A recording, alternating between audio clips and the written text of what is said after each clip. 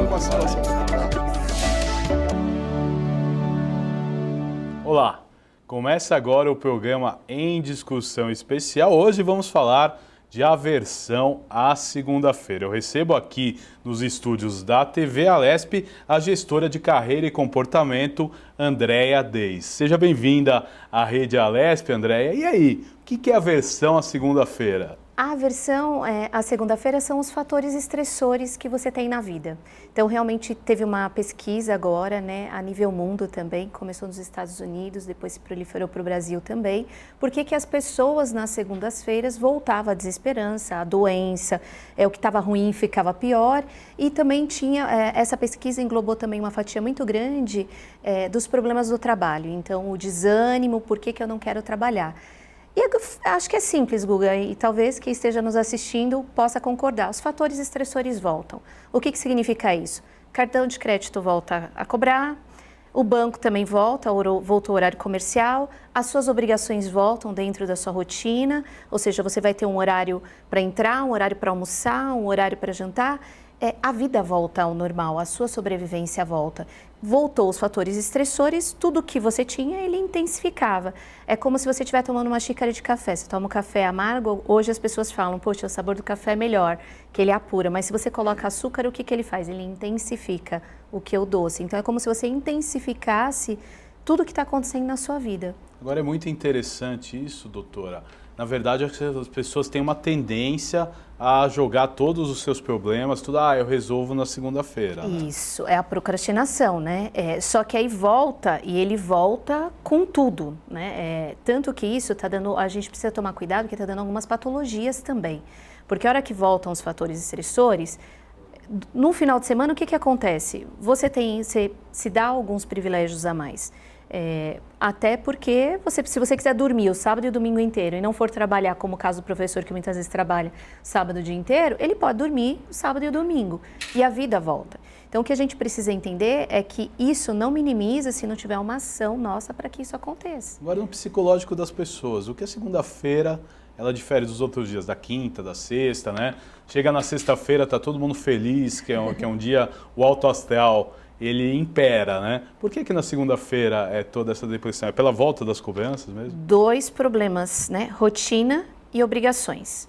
A vida a gente tem o que é importante, o que é necessário e o que seria o desejo. No final de semana nós podemos viver do desejo. Então você consegue conciliar mais a sua roda da vida, onde você traz uma harmonia, um equilíbrio maior. Você consegue estar mais tempo com amigos, com família, você consegue saborear a vida mais. Na semana você é regrado. E por que a segunda-feira? Eu vou ter que esperar até sexta-feira para ter mais 2 dias ou 1 dia e meio que eu possa ter de mais liberdade. O ser humano nasceu para viver preso. E a nossa sobrevivência faz com que a gente, durante a semana, seja regrado. Tanto na vestimenta, quanto em horários. E este padrão e essa retirada da liberdade faz com que a segunda-feira seja o vilão. Porque faz com que você se vista de novo, né?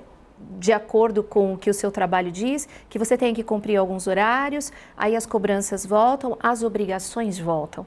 Então, as obrigações elas se tornam num colorido muito maior do que a sua área de desejo. O ser humano nasceu para ser feliz, né? E não para ter tanta obrigação, mas infelizmente a sobrevivência ela está tão forte que você precisa dessas regras para manter a sua estabilidade, inclusive emocional. Agora, doutora, quando isso se torna uma patologia? Porque, por exemplo, obviamente, todo mundo tem uma carga maior numa segunda-feira. Isso acontece com todos, né? É difícil alguém falar, segunda-feira, que dia maravilhoso. Mas quando isso atrapalha mesmo, você já precisa de uma ajuda psicológica, trabalhar isso?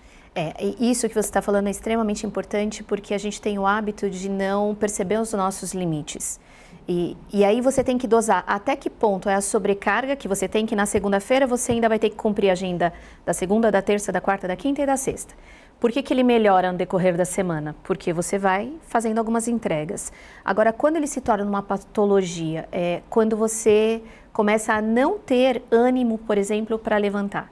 É normal a gente se sentir um pouco cansado, estressado, mas ele vira uma patologia, mesmo depois uma de descansar o final de semana inteiro? Mesmo. Por quê? Porque você sabe como que funciona o nosso cérebro, por isso que eu estou apaixonada pela neurociência. Vamos lá, Guga, eu vou fazer uma brincadeira com você, posso? Pode, claro. Esperar que você você é um maratonista, você começou a correr. Você vai ter a sua mesma energia no início da corrida que você vai ter no final? Não. Como vai estar o seu corpo? A dosar. Meu corpo no final vai estar muito mais cansado. Muito mais cansado. O cérebro é a mesma coisa. Então, ele começa, só que o que ele começa sobrecarregado, ele é como se tivesse várias caixinhas. Então, imagine que ele está lá na sua bolinha, inclusive, né, e ele vai ter várias gavetinhas. E nessas gavetinhas ele vai ter as suas obrigações da segunda, da terça, da quarta, da quinta, da sexta, fora todos os problemas que também vêm.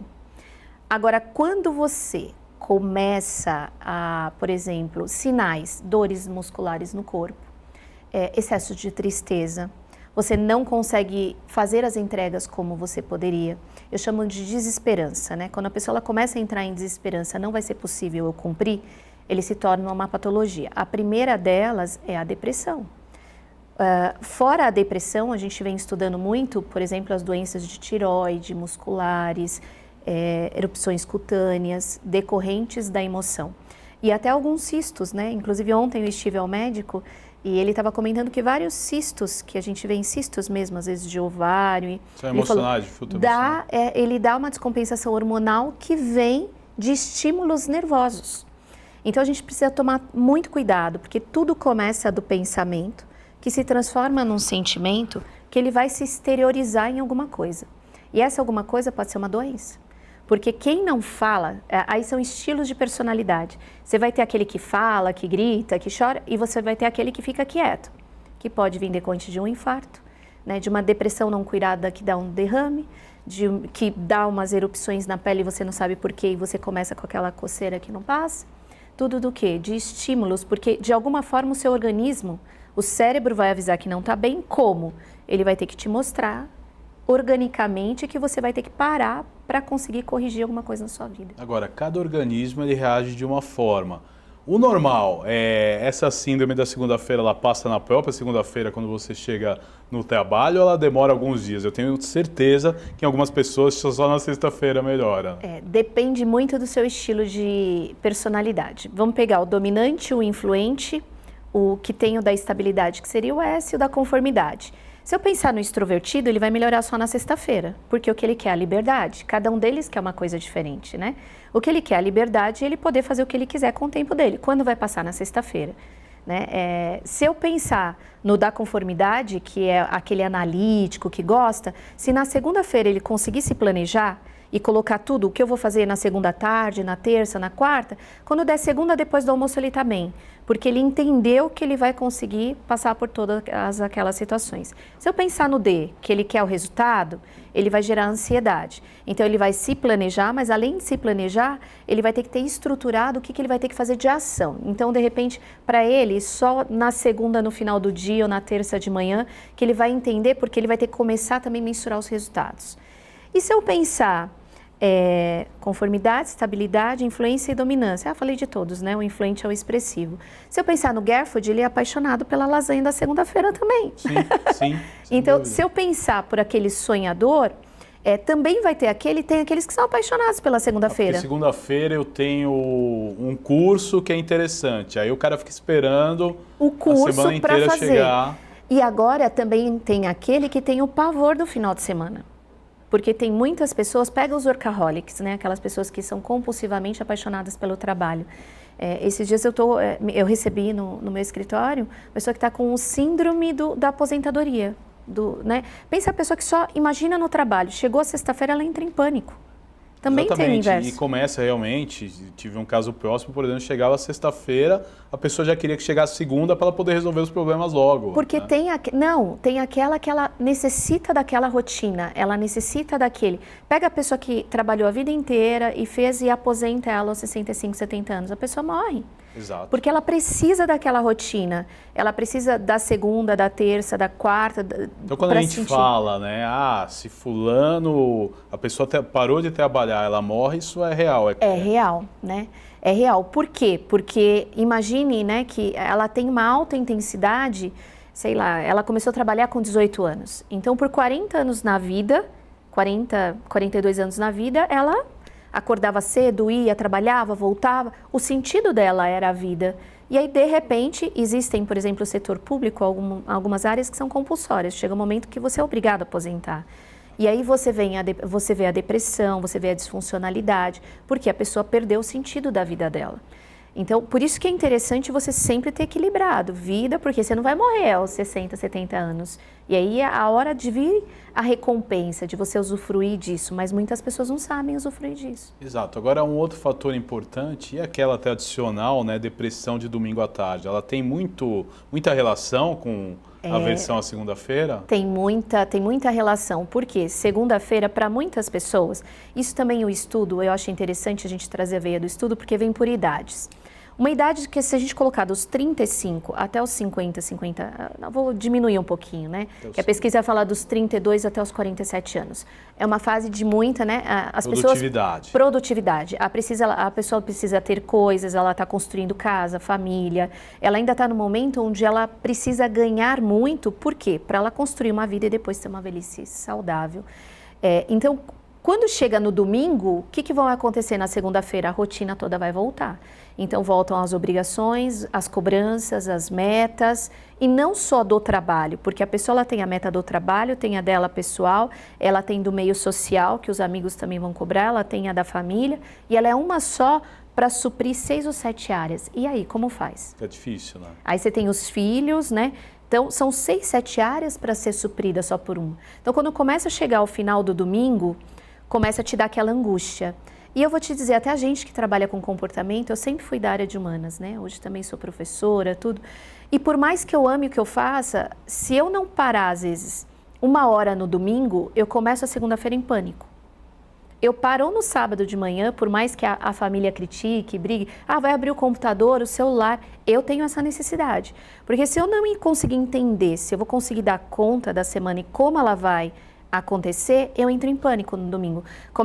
O meu é físico, né? Então começa a me dar cistite, começa a dar aquele negócio de eu preciso fazer xixi toda hora ou não, aí eu começo a ficar ansiosa, aí eu já sei, eu conto até 10 e falo, olha lá, o que você precisa. Entender como vai funcionar. Aí então, você faz o teu planejamento, você já sossega. Eu funciono com agenda, eu faço meu planejamento, eu vejo os recursos que eu vou precisar, se eu não tenho, como eu vou acessar esses recursos, quem são as pessoas que eu precisaria. Se eu consigo me organizar, aí baixa um pouco a ansiedade. Se eu não faço isso, aí é um pouco de intuição ou não, você pode até não acreditar, mas parece que a minha semana fica horrível.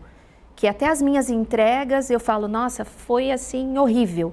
Eu fiz muito menos do que eu poderia. O porquê? Porque eu não me organizei. Então, cada perfil, ele vai funcionar de um jeito. O meu, eu tenho essa angústia do domingo assim, se eu vejo tudo bagunçado. Pega um domingo que você viajou. Sei lá, você viajou com a família. Exato. E você não conseguiu se organizar. Eu começo a segunda-feira em pânico. Eu falo, e agora? Porque a gente tem coisas, eu também estou na academia, você tem material para construir, você tem aula para dar, e você tem a consultoria, aí você também tem os atendimentos pessoais, você também tem a família para organizar, eu tenho 3 filhos, aí você tem o supermercado, você tem o cachorro, você tem os amigos, você tem os clientes que você... Eu surto. Exato. Né? Porque você olha tudo aquilo e você fala, como eu sou E quando isso acontece, como é que é a tua semana? Se eu consigo me organizar, ela é boa. Se eu não consigo me organizar, eu vou ser bem sincera com você, ela é um caos, porque eu vou fazendo as coisas atropeladas e aí parece que eu não consigo parar para organizar, porque aí é a sobrevivência ou a vida. Aí eu vou na sobrevivência. Eu falo quais são os deliveries, qual o risco maior, e eu vou fazendo.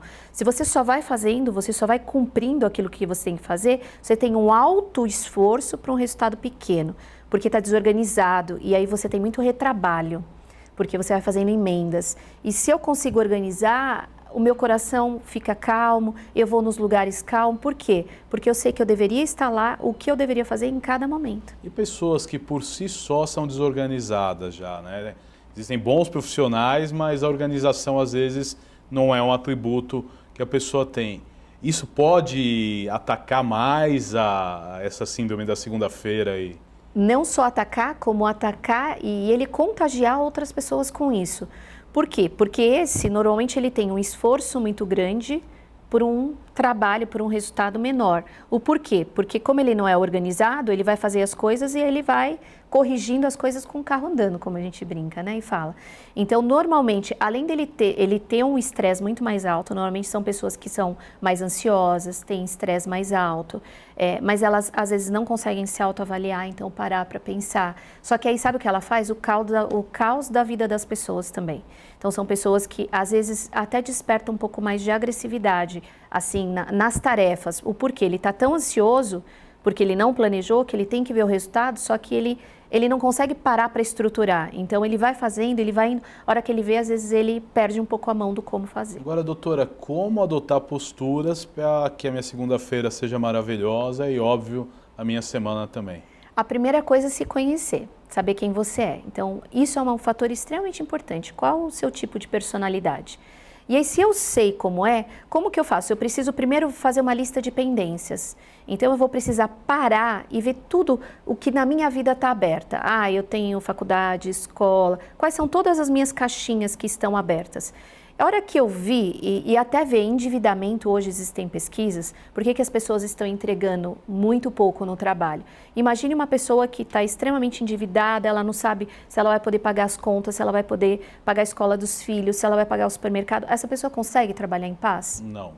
Então, por isso que são os fatores estressores. Se eu tenho uma doença, e eu sei que eu tenho uma doença séria ou alguém da família, eu consigo trabalhar se eu não parar para ver o que eu vou ter que fazer? Também não.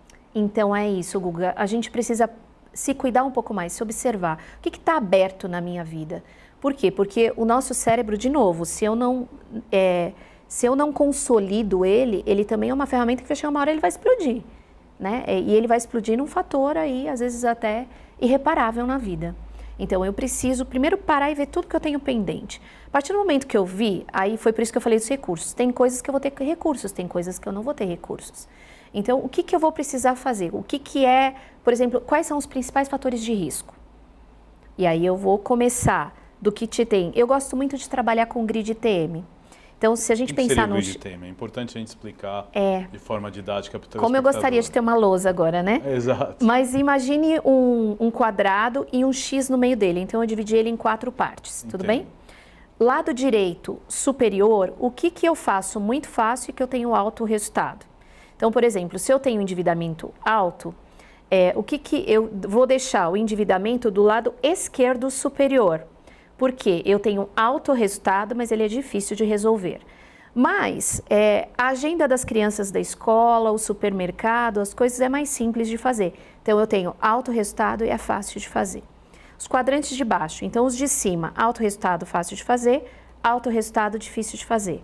Embaixo do fácil de fazer e descartável são futilidades, eu não preciso fazer. Então, por exemplo, vou pegar de novo o endividado. Ele pode ter coisas que ele pode tirar da vida dele que ele não viveria sem. O que eu não vivo sem? Sem água, sem ar, sem comida. Agora, tem outras coisas que eu não precisaria. Então, baixo resultado e fácil de fazer é o que a gente chama de futilidades. Descarta da sua agenda, joga fora. E embaixo do lado esquerdo do alto resultado e difícil de fazer é o difícil de fazer e resultado baixíssimo também. Então, basicamente, os dois de baixo, se eu tiver que escolher por um, eu vou escolher o lado direito. Mas, normalmente, também o quadrante do lado esquerdo, difícil de fazer e baixíssimo resultado, eu vou colocar a médio e longo prazo, eu não vou fazer agora. Que aí eu vou distribuir o meu tempo. Imagine que você faça seu gridzinho todo domingo. Eu faço o meu. E aí é isso que eu vou jogar na minha agenda. Eu sei o que eu vou fazer hoje, eu planejo daqui 6 meses e planejo daqui 1 ano. E não planejo sozinho. Se eu estou em família, também na família, né? Então, eu diminuo a minha ansiedade, então eu vou conseguir lidar muito melhor com esse estresse do domingo à noite que vai transformar a sua segunda-feira num caos. Agora, doutora, é importante a gente abordar o assunto. O que os gestores de RH no Brasil têm feito para enfrentar esse problema e, digo mais, né, obter maior rendimento dos seus colaboradores?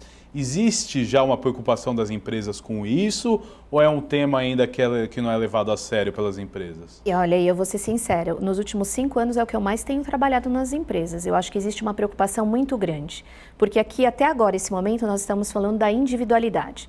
Nós temos grandezas sociais, grandezas organizacionais e grandezas individuais. A individual é uma parte que se você quiser você faz, se você não quiser você não faz.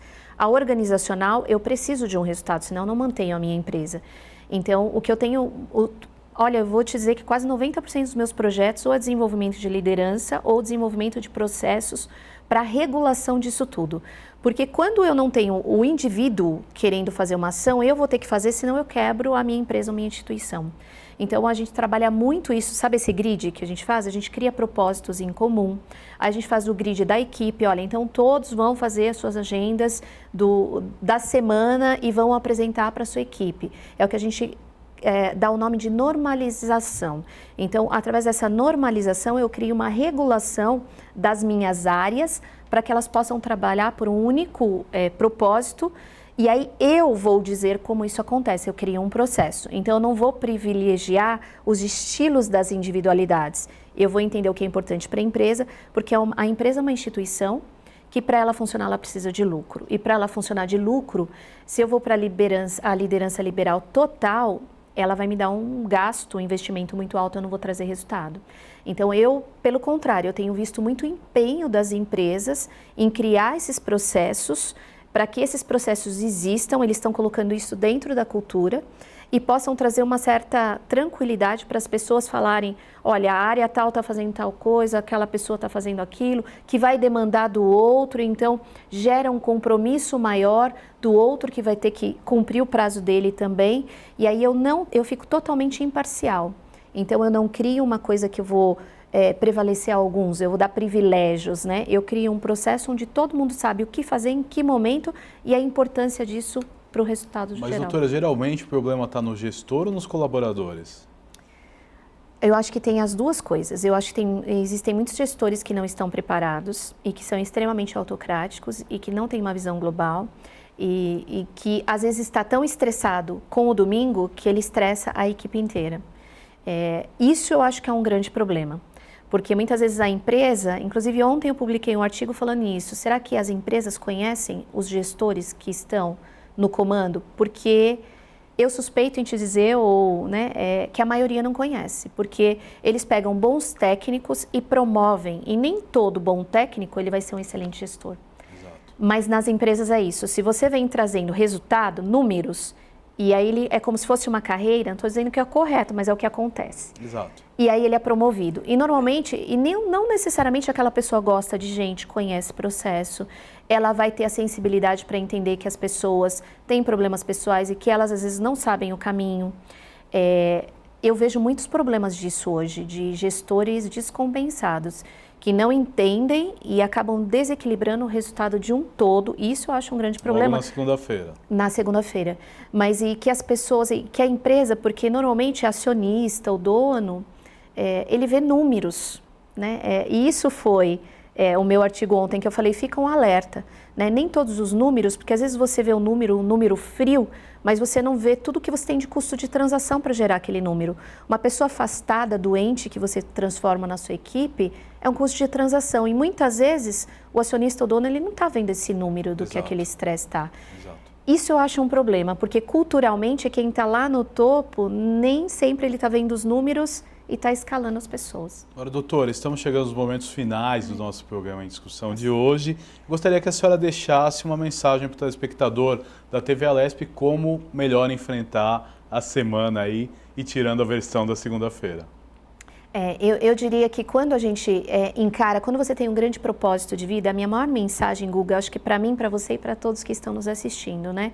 É que você tem que saber o que você quer da sua vida e qual o posicionamento que você dá para a sua vida. Então, queira o melhor para você e queira o melhor para o outro também. Então, planejar é importante, ter um propósito é importante, viver por uma missão é muito importante, por um propósito, né? Você não colocar todas as suas expectativas só no trabalho, porque às vezes ali o trabalho, ele é a caixinha para você ter, né, ganhar algumas coisas para nas suas áreas da vida te compensar e você ser feliz. Então, você entender as coisas como elas são e não gerar falsas expectativas. Então, a minha dica a semana existe porque você está vivo. Então, seja grato, tenha fé, tenha esperança, e aí realmente você vai fazer com que a sua vida e a de outras pessoas possam ser boas, né? Acho que essa é a melhor mensagem, né? Se você quer ser feliz, né? Se você quer fazer alguém feliz, primeiro você tem que estar feliz. Quero agradecer a sua participação. Muito Até obrigada. um próximo encontro. Obrigada. Este foi o programa Em Discussão Especial. Hoje nós falamos da aversão às segundas-feiras. Você pode ver e rever este e outros programas em nosso canal no YouTube. Até o nosso próximo encontro. Tchau, tchau.